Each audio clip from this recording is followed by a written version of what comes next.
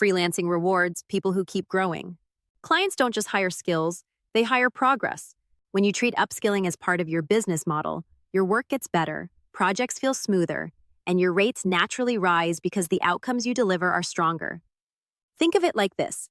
Every new skill you add either helps you win better work, do the work faster, or make the work more valuable to the client. Aim for all three. Start by getting clear on where you're going.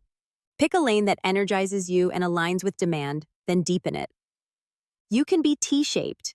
Go deep in one specialty and learn enough around it to become far more effective. A designer who understands conversion strategy, a developer who can run tight discovery calls, a copywriter who reads analytics. These hybrids are the ones clients remember and rehire. Instead of asking what's trendy, ask, what would make my clients' results noticeably better? That question will point you to high-impact skills faster than chasing every new tool on social media. Do a quick skills audit without overcomplicating it. List the last 5 projects you did and note what slowed you down, what clients asked for that you couldn't deliver, and where you felt guesswork. Those friction points are your skill gaps. Now pick 1 or 2 that solve real business pain. Shortening time to value, lifting conversion, reducing churn, improving performance. If you're a brand designer, maybe it's learning messaging frameworks. If you're a video editor, it might be audio mastering and color consistency.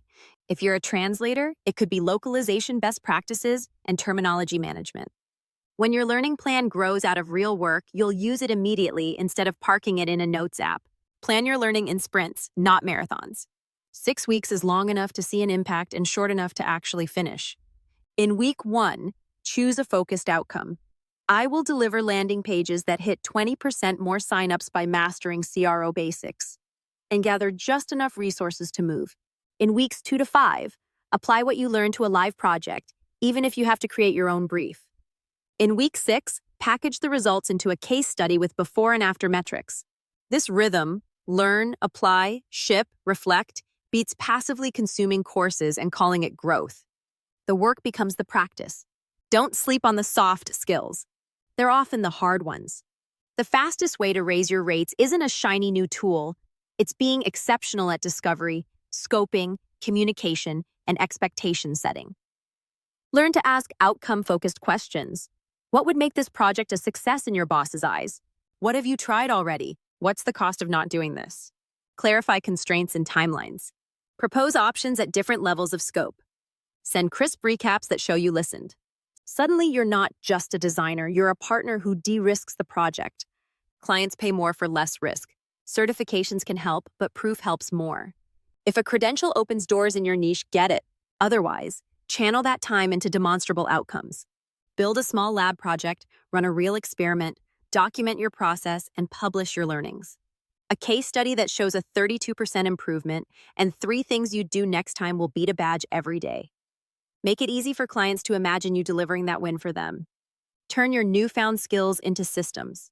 Every deliverable you repeat deserves a checklist or template.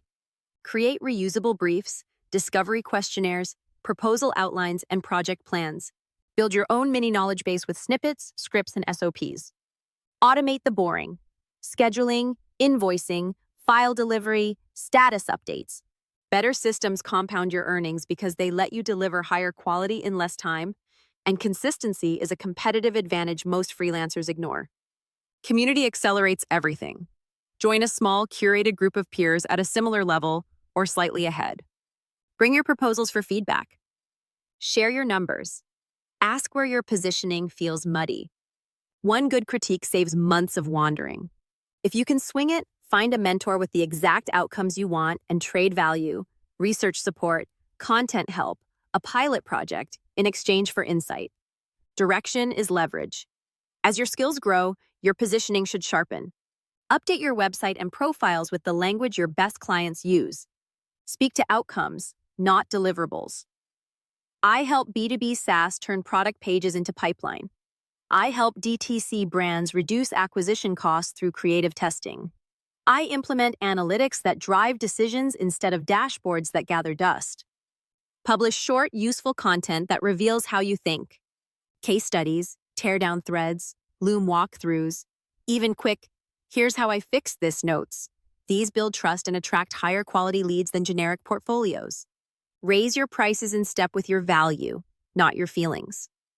Package your services so clients compare outcomes, not hours. Offer tiers that clearly increase impact and support. Communicate price increases with confidence and lead time, especially to existing clients you enjoy working with.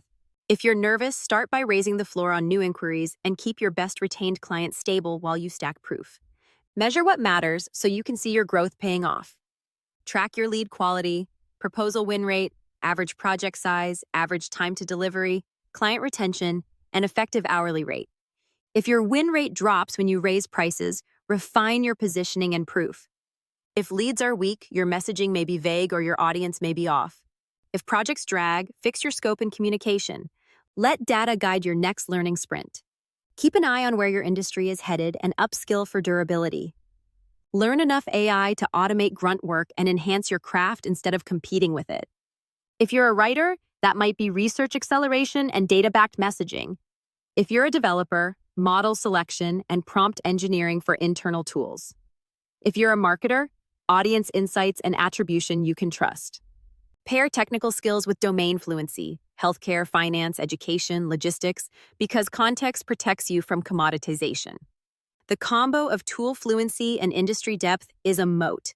Protect your energy like it's billable. Learning requires focus. Block time for deep work and for study. Treat rest as a productivity tool, not an indulgence. A clear mind absorbs better and spots better opportunities. The fastest way to stagnate is to overbook, rush through everything, and never leave space to think. If this feels like a lot, shrink the scope and move. Choose one outcome you want to deliver better in the next 6 weeks. Find one resource you trust. Build one project that proves it. Publish one case study. Update one part of your positioning. Raise your rate on one proposal, then do it again. That steady, compounding loop is how freelancers quietly step into bigger rooms, better clients, and more satisfying work. Your career isn't a course to complete. It's a series of increasingly meaningful problems you become capable of solving. Keep leveling up, and the market will meet you there.